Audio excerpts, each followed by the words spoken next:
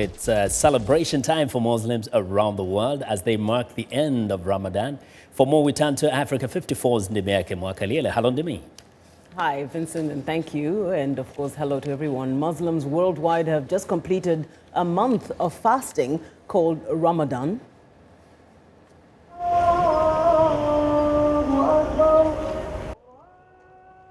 Pillars of Islam and involves spiritual reflection and abstinence from eating and drinking and other physical needs, including sex, from sunrise to sunset.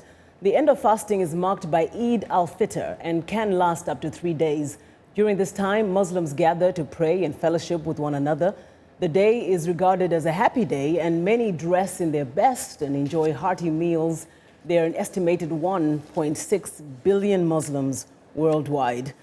And joining us now to talk more about Ramadan and Eid and Islam is Bello Galadanchi of VOA's Hausa service. Thanks so much for being here today, Bello. Thank you, Ndimi. So we're looking to you for a little lesson in Islam and, of course, in particular right now, Ramadan, the end of Ramadan. I should say Happy Eid. Eid Mubarak. Eid Mubarak to you. Well, thank you so much.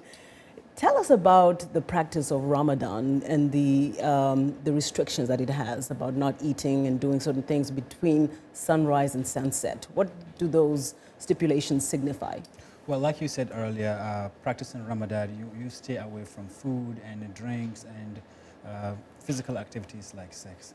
And it's sacrifice, basically trying to feel what somebody else who might not have those privileges feel. So later, when you can eat and drink like we can right now in the the second day of Shawwal, this is the month of Shawwal, you could understand what other people go through. The second objective is sacrifice. So, it's a command by God, and when you can actually hold on to that with all faith and go 29 days during between sunset and dawn, you can eat, you can drink, that is certainly sacrifice for religion. Now, what is interesting, what I find interesting in other cultures like in Turkey, the way they celebrate it is different.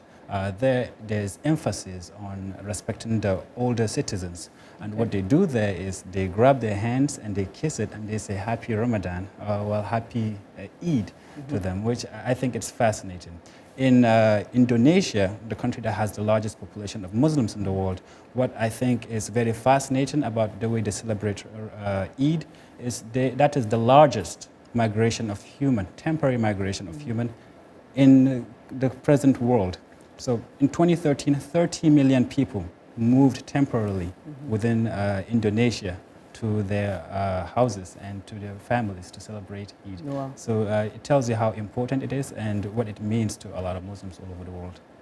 Now, we already mentioned how many Muslims there are around the world. Now, you being here in the United States, and it's predominantly Christian and other religions, how do you find yourselves being able to practice months like Ramadan and the other pillars of Islam in terms of, day-to-day living? Is that challenging?